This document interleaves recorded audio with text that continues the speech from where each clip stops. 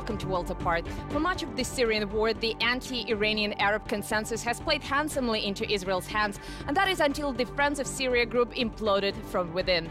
With Turkey and Qatar now being more open in their defiance of the Saudis and the American stance growing ever more unpredictable, where does it leave Israel? Well, to discuss it, I'm now joined by Gilead Sher, one of Israel's senior peace negotiators.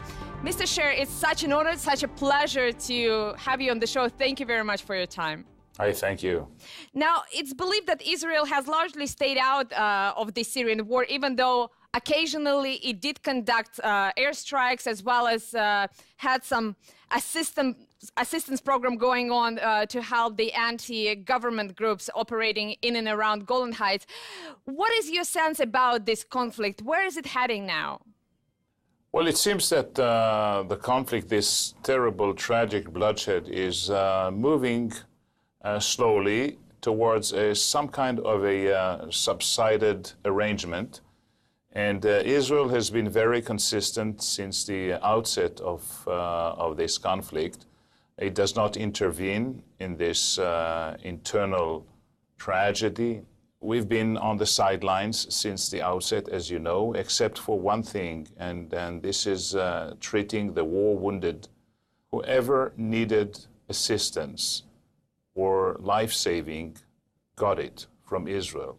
Well, Mr. Sher, you mentioned a phrase, subsided arrangement, and if you look at the latest events in Syria, the Americans took down a Syrian jet a few days ago. The Iranians have just fired ballistic missiles at some ISIS targets in Syria. It looks like things are really heating up rather than entering a stage of what you call subsided arrangement. Do you take that as a sort of calculated bargaining, various players trying to secure a better negotiating position for themselves, or is the situation progressively getting out of control? No, I don't think that it gets out of control, and I believe that the phrase that you used, the calculated bargaining, is what we see now. Unfortunately, what we're seeing is Assad staying. That means that Iran has the upper hand, which was, of course, not something that Israel has ever desired, and I don't believe that the other parties wanted that, and especially not the United States. But what Russia could not do and what America could not do, I believe that Israel, not being omnipotent, could not and wanted and did not want to do. So that's where things are. I believe that any solution, any final settlement of the conflict in Syria should not compensate Iran, should not award Iran any prizes, and should not award Assad. So left to be seen what kind of arrangement will be put in place. Well, absolutely left to be seen, but I'm sure you're familiar with the Russian position, which essentially sees it as a choice either between Assad, which you may or may not like, and hardline, jihadi-oriented rebels in charge of Damascus. Can you explain to me why is that option more palatable for Israel? I did not say it's more palatable, but the fact of the matter is that we do not have a choice between one very good option and one very bad option. We have a choice between a bad option and a worse option. Some in Russia believe that the first personal meeting between the Russian and American presidents on the sidelines of the G20 meeting may clarify the situation, but I wonder if those hopes are really justified, because Donald Trump just visited Israel a short while ago. Do you think the Israelis have a clearer impression of where he stands on, let's say, the Syrian issue, or for that matter, on any other? Well, if you refer to the visit that President Trump just said in Israel last month, I believe that things were not too clear after the visit. Except for one issue, which is the Israeli-Palestinian conflict, in which we do see that there is a kind of a prolonged effort with the subsequent visit of two envoys of President Trump for a kind of a process that would bring the parties once again to talk to one another around the negotiation table, or in a more regional outlook of talks. And I believe that that this is what we are witnessing now, a kind of an ongoing effort to test the water of the possibilities lying ahead for renewal of some kind of political process. Now, Mr. Sher, you're being very, very cautious in the way you phrase whatever progress may have been achieved. But I think, and I've seen a number of Israeli and Arab publications coming out with headlines suggesting that the United States was back in the Middle East. Do you think that's really the case, to the extent of Americans being able to call the shots in the region, as opposed to just sending a couple of envoys or taking a couple of pictures in front of the Wailing Wall? What does it really mean to be back in the region as far as Israel is concerned? Well, it requires a genuine effort to reassemble what we refer to as the quartet.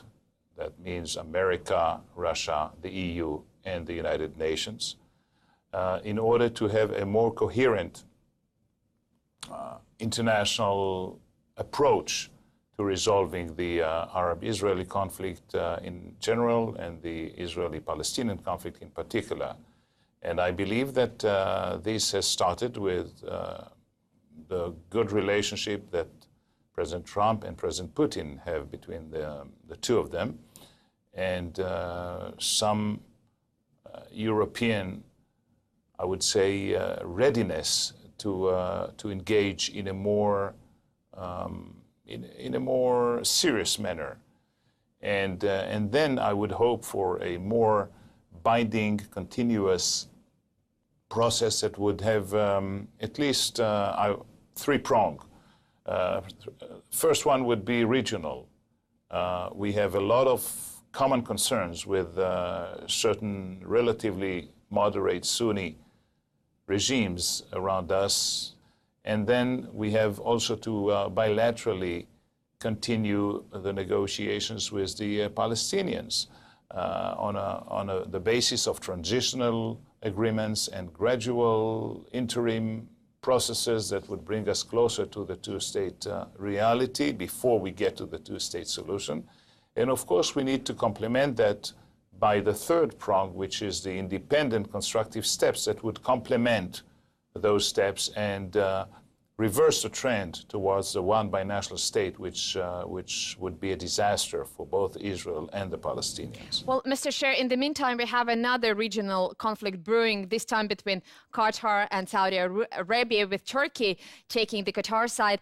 The world is well exposed to the consequences, sometimes disastrous consequences, of the Shia-Sunni rivalry. How do you think these intra-Sunni tensions bursting into the open are going to affect the regional dynamics?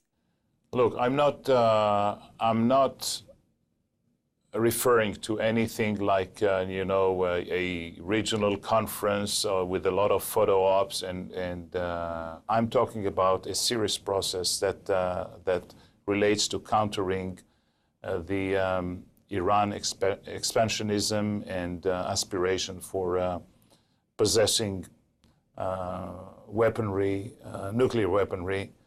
I'm referring to the radical Islamistic fundamentalism. I refer to to countering terrorism, ISIS, and other proxies of Iran. And I believe that that this should be the grounds for discussing within that framework a beginning of a process of normalization between Israel and some leaders of the Arab League and the Arab world, and within that, of course, a process that would resolve eventually the Israeli-Palestinian conflict, which is in the interest of both the Arab world, the Palestinians, and first and foremost, Israel. Well, Mr. Sher, if there is one country benefiting from the Saudi-Qatar path, it's definitely Iran. I wonder, what do you think is the Iranian secret? It seems that the Iranians have a knack for turning the failures of their geopolitical foes into their favor. is it the Iranians who are so smart or the adversaries who are not smart enough? It's basically both, because what we see is a very shrewd and clever Iran playing very good its cards, and a not too coherent international policy led by the United States vis-à-vis Iran. They are clearly very much a source of concern to most of the free world, the Western world. I believe that President Trump started quite early in his first term to deal with these problems, as unpredictable and unexpected as he is on all the issues. But at least we see that in the first quarter of his first term as President of the United States, he has put a lot of energy into the Middle East and into the Israeli-Palestinian, Israeli-Arab conflict.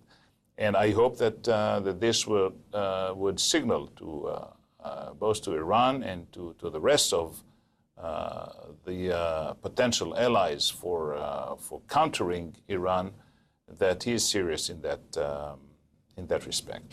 You mentioned the free world, and I think it's quite clear to me that when you look at the rigidity of Israel's policy towards Iran, it compares to only one country, which is Saudi Arabia. Everybody else has moved on. Everybody else is flexible. Qatar, Turkey, Jordan, Egypt, not to mention Russia, the European Union, even the United States under the Obama administration, and we know that there are still some elements of the Democratic administration in power in the United States, so I wouldn't count on the United States completely reversing its term. I want to ask you, why do you think Israel is still stuck in this position? Because it has a reputation for pragmatism, for flexibility, for being able to compromise. Why can't it find a suitable compromise with Iran? Well, it's very simple. It's the other way around. It's not Israel that is stuck. It's Iran that is stuck in its aspiring and call for annihilating Israel. We have no choice but to be very rigid and very firm in our opposing Iran and its proxies and its perpetrating of terrorism, not only in the Middle East and vis-à-vis Israelis and Jews, but everywhere over the globe, and we know that since ever. I believe that Iran's proxies, such as Hezbollah and Hamas, have also united against one enemy of them, which is Israel and Zionism and the Jews and the West in general. Well, Mr. Sher, we have to take a short break now, but we will be back in just a few moments. Stay tuned.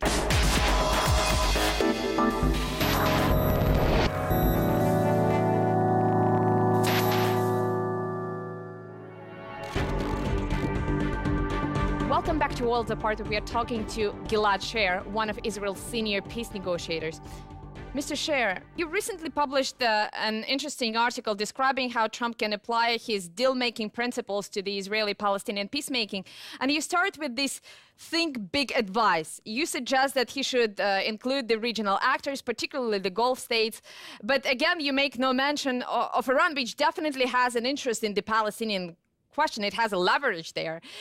Does excluding Iran really represent thinking big as opposed to same old from Israel? Well, I can only humbly say that what I tried to do is to take the 11 principles that were mentioned in his 1986 book, The Art of the Deal, and apply them.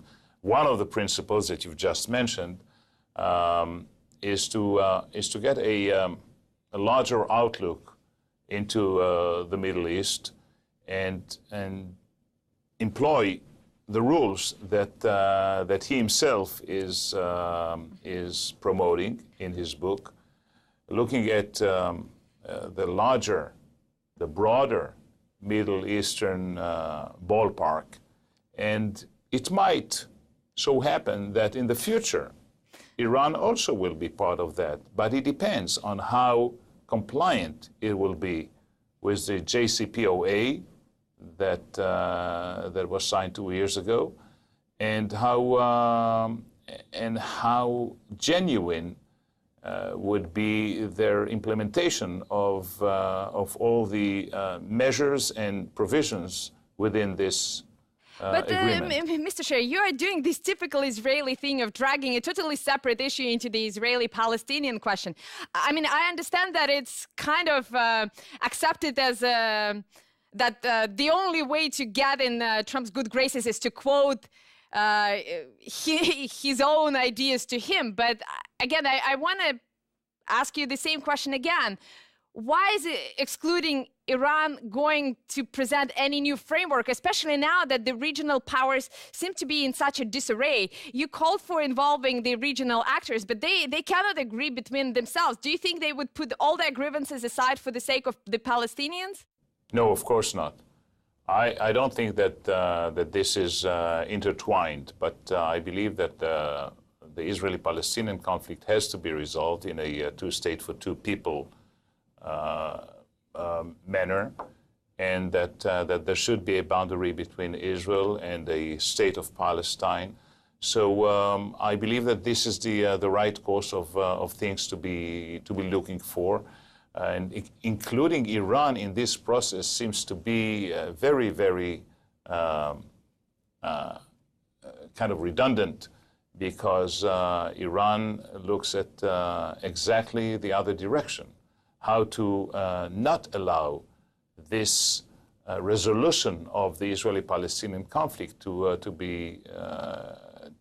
become a reality, because this nurtures the animosity, the hatred, and the hostile approach of the Iranians towards the Zionism, towards Israel, towards the Jews, etc. Plus, you know, I'm not here to provide any advices to President Trump or to America. I'm just thinking, researching, and looking for the best options for my country, for my people, and for the other human beings around us. Well, speaking about your country, I mean, you just blamed Iran for essentially sabotaging the peace process, but let's look at how well Israeli negotiators performed, because, you know, I find it interesting that in most of the business schools around the world, you see Israeli negotiators, former Israeli negotiators teaching in the MBA program the art of deal making. Do you think the deal that Israel has so far secured for itself over the last several years, decades rather, of on and off negotiations is a good deal? Does it speak to the mastery of Israeli negotiators? Well, you know, first, it's not the problem of negotiators. It's the problem of, you know, allowing the interests to of the two sides, the opposing and converging interests, to be converged together by the leadership. The success of any kind of deal lies in the courage and the vision and the political will of the leaders in question. That's number one. Number two, I've seen conflicts, intractable, protracted conflicts all around the world and throughout history for dozens and hundreds of years, finally being resolved. So ours is not that different. We've been negotiating for now for 25 years or so, since the early 90s. Okay, but throughout those 2.5 decades, we've only been negotiating permanent status or a comprehensive peace in a period of maybe 2.5, 3 years. So we might need more. I'm not sure the Palestinians have another 100 of years to wait out until we all negotiate those issues. I've interviewed a number of high-ranking Palestinian negotiators myself, and they all independently say on record that the way Israeli side behaves itself is very off-putting. For example, Foreign Minister of the Palestine, Riyad al-Maliki, told me that behind closed doors, he saw Israeli negotiators dancing on the tables. He saw them singing. I'm sorry to interrupt you. I've never, ever seen such a scene during negotiations. Never. And I've negotiated with the Palestinians under official and non-official heads for hundreds and thousands of hours. Never, ever have I seen that. What I have seen is the Palestinians negotiating an all-or-nothing kind of deal, rather than negotiating, compromising, and agreeing on certain concessions that will bring eventually peace. We have tried to do that, and we are still ready to make historic concessions in order to make peace, in order to end the conflict, in order to put finality to all claims. But I haven't seen that approach from the Palestinian side until now. Every time that we reached a juncture in which there was a possibility to resolve the conflict, even not entirely, but most of its parts, the Palestinians just walked away. And I don't know what will happen next. Well, I think it's clear what will happen next. The Palestinians are now trying to internationalize the conflict simply because they don't want to deal with the Israelis anymore. They're willing to deal with anyone but Israel. I wonder, what do you think Israel can realistically do to instill, to sort of rekindle their faith in the pragmatism of those negotiations? Do you think anything could be done so that the Palestinians see a value in continuing those talks with you? Look, let me be very frank with you. I believe that the gaps are getting wider and wider, but I believe that what we need is to be in one room continuously in a binding manner and talk to one another. And I believe that we need to complement that with a regional process that would sustain the bilateral process, and to complement that with acts and steps and measures that would be taken independently by the respective parties, and allow a two-state reality to start to evolve instead of the one binational state reality that we are both deteriorating into. I believe that what we need for that is a facilitator that would put together a binding process that is a continuous one, and understand that this will not be done as a one-time deal. This is a gradual process that will have layer over layer until everything is stable enough and solid enough to walk over and look for a coexistence between Israelis and Palestinians, each one in its own land. Well, Mr. Sher, while you're talking about coexistence, the Israeli Prime Minister famously said, and he still sticks to that point of view, that there would be no Palestinian state under his watch. And as cynical as that may sound, I think that statement actually is true, because nobody envisions that that's going to happen within the next decade or so. What do you think needs to change in Israel for the Israeli elites, for people like yourself, for the political leaders, to understand that they don't have that much time for the incremental approach that you seem to be advocating, that sooner or later the deadline will come and then it will be late? Well, I'll tell you one thing that is obvious. You cannot do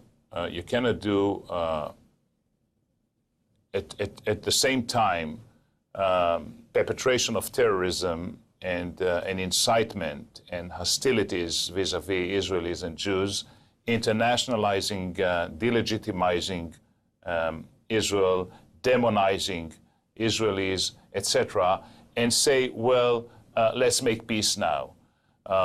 And you cannot do anything that is similar to negotiating when you are under these kind of circumstances. So I think that for the Palestinians, I would not hope for one more resolution on the table that is in favor of the Palestinian state, because this will not form or establish a Palestinian state.